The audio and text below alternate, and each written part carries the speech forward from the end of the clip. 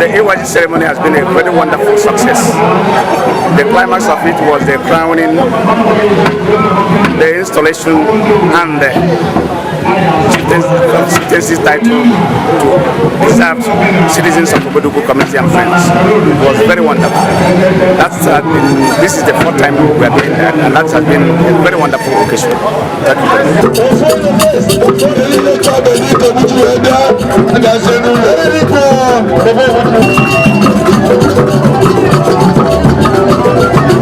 Our chief alive, our contact over there. We happen to be Asia Bakeko Obodoukwu. I welcome you also. There, Engineer Ngonaebu. Let's see you now.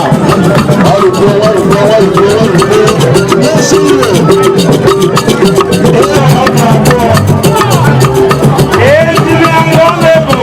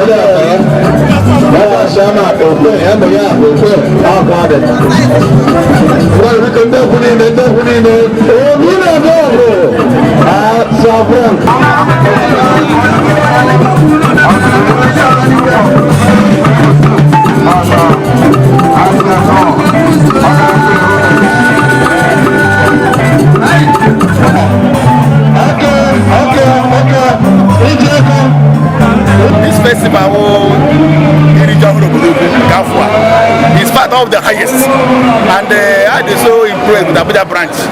I have the teach of branch hosting. About the last year, I told them, when I got for the one day to change to Mando Nobia, one day so I make a laser, I make a town union, no matter the type of festival. So I thought I had to but I had to get thank you.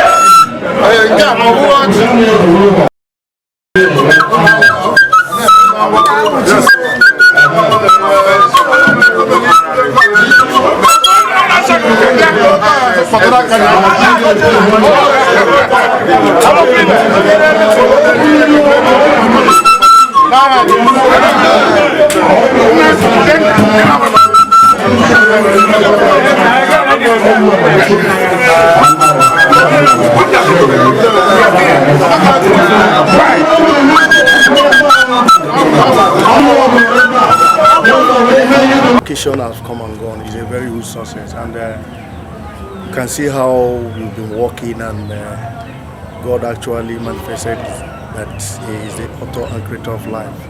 So we are happy that I, in particular, in fact, I'm overwhelmed that I lack words to express the joy in my heart. Epoch Search TV is very, very grateful to you, and I keep on thanking God for making this thing reality. Thank you, and see you next year.